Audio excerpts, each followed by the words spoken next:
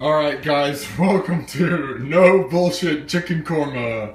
So, the way to start this is you have ginger and diced onion sauteing in some olive oil in a nice deep pan, okay?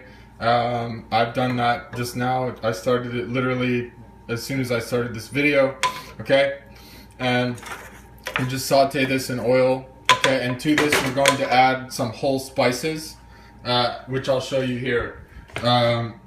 In this order, they're here: cumin, whole fenugreek, whole mustard seed, and whole cardamom. And I'm just gonna take this plate and I'll dump all of them in there at once.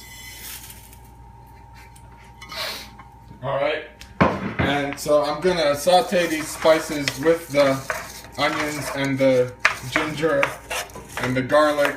Sorry, whoops, I didn't put garlic yet. Excuse me. Garlic will come later though. So I'm sauteing. Alright, so it's been about 8 or so minutes, and as you can see, our onions are nice and translucent with the ginger and the spices. Okay, so now we're going to add several things in succession to make our korma simmer sauce, this curry, that we'll then put our chicken in.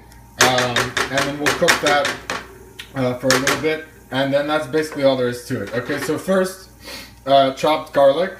Okay, next I have some turmeric mixed with garam masala. Garam masala is underneath. The turmeric has a nice yellow color. Garam masala has a nice brown color. So I'm just going to mix that in.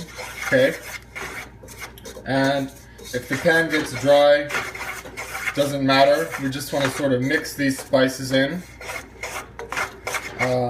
And cook them for a little, mixing in with that. Okay, I have the heat on about medium low, maybe medium now. Okay, I've just been simmering these onions and I've been stirring gradually before I add these spices.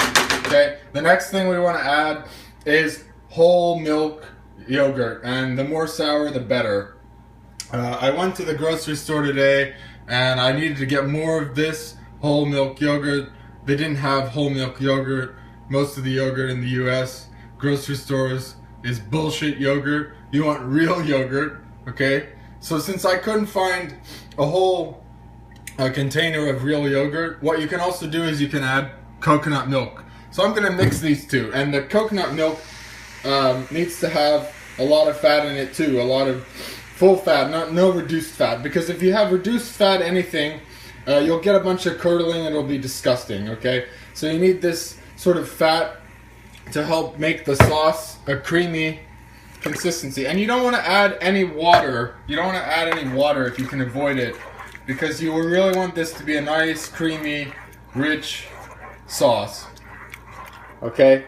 And we're going to just take this up to a boil.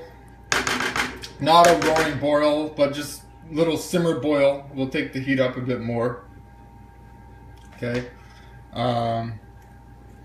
And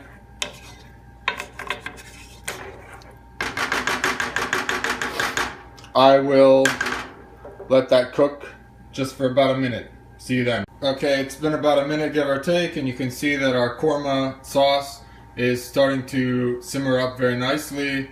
So now it's time to add the chicken, which I will do now. If it wants to come off of this thing. There we go. In the chicken goes, okay? And I'm just gonna mix that round in there, cover it with the sauce. Okay? And you will cook this for about 20 minutes on about a medium heat. There should be a nice simmer going the whole time, maybe medium low. You don't want it to be too hot is the thing. Not too high heat. Just let it simmer, let it take its time, 20 minutes. Maybe stir occasionally to prevent any sticking if needed. Just check it every couple of minutes, stir it a little bit. But it should be pretty simple. So about 20 minutes, see you then. Okay guys, so I've cooked it about 20 minutes. It's done. It has a nice consistency to it, a nice creaminess.